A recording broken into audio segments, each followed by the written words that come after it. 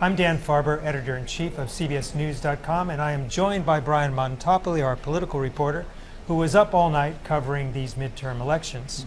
So Brian, to me, the big question at the end of the day is who's going to control the Senate and the House in November? So what does this midterm election, how do you read the so-called tea leaves from last night? The key thing to focus on from last night is Christine O'Donnell's win. Christine O'Donnell's win in Delaware, she's a Tea Party candidate.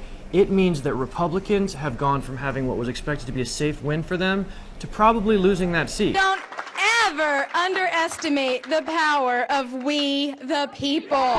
They need 10 seats to take the Senate, and that just got a lot harder because of the Tea Party and Christine O'Donnell in Delaware. And how does it look in the House? We talked about the Senate, but is the House in jeopardy? Are the Democrats in jeopardy of losing the House? In the House, it's a 39-seat margin right now. I think it's safe to say the Democrats are going to lose at least 25 seats. A lot of these seats were seats they probably shouldn't have won in 2006 and 2008 in big Democratic years. Those are going to go back to the Republicans. The fight now is whether it's going to be 25 seats or whether it's going to be 50 or even 60 seats that the Republicans take, and that's what's being battled now. Now let's do a hypothetical. Let's say that the Republicans do win control of the House and the Senate. What does that do to President Obama's agenda and to all the legislation that's in play? Republicans in the Senate have been able to block legislation because of the filibuster. They're going to have more votes now, and they're going to be able to continue to do that. The House is interesting. If the Republicans take the House, there's Darrell Issa, a Republican in California, and he has said, I'm going to subpoena, there's going to be investigations. I think you can expect a Republican House.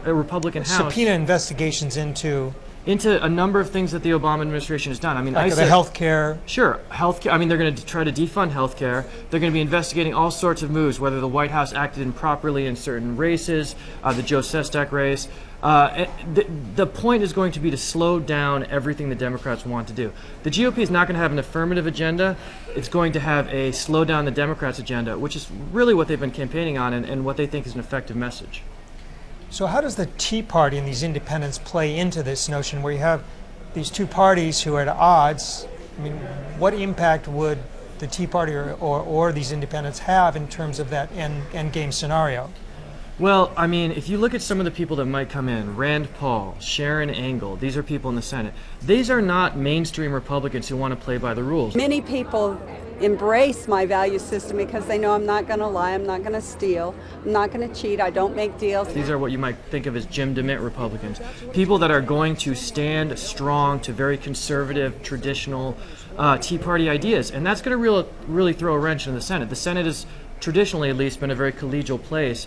And these are not people who are coming in to be collegial. So it's going to be very interesting to see within the GOP how some of these new people get along with the old guard. Well, great. Thanks, Brian. Absolutely. I've been speaking with Brian Montopoli, the political reporter for CBSNews.com. I'm Dan Farber. Thanks for watching.